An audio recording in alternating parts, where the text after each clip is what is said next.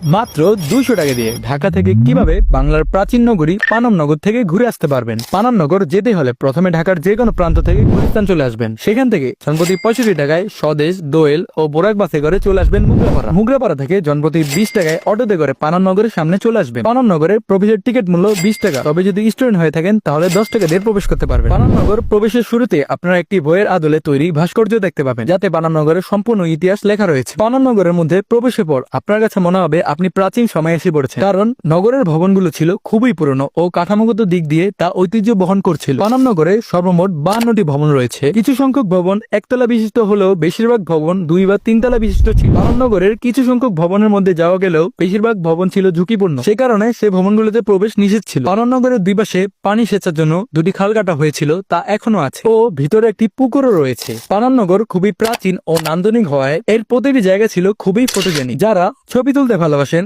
বিশেষ করে আপুরা যারা ছবিকে আরো নান্দনিক ও ফুটিয়ে তুলতে চান, তারা চলে ড্রেস স্টুডিও পেজ থেকে ঘুরে আসতে পারে। এখানে রয়েছে অথেন্টিক ইন্ডিয়ান, পাকিস্তানি ও বাংলাদেশি বেস্ট কোয়ালিটি 3 পিস, যা আপনার ছবিকে আরো নান্দনিক ও ফুটিয়ে তুলবে। এছাড়া এই গরমে ট্রাভেলের জন্য ড্রেস স্টুডিও 3 পিস আপুদের জন্য গুড অপশন হতে পারে। ড্রেস স্টুডিওর ইনবক্সে এলএস লেখে মেনশন করলেই ডিসকাউন্ট পেয়ে যাবেন। পেজ লিংক থাকবে ভিডিওর কমেন্ট ও ডিসক্রিপশন বক্সে। পানামনগর ঘোরা শেষ হলে পুনরায় 20 টাকা দিয়ে মুগরাপাড়া চলে আসবেন। মুগরাপাড়া থেকে পুনরায় জনপ্রতি 65 টাকা দিয়ে চলে আসবেন গুলিস্তান। আর এভাবে মাত্র 200 টাকা দিয়ে ঢাকা থেকে পানামনগর ঘুরে আসতে পারবেন।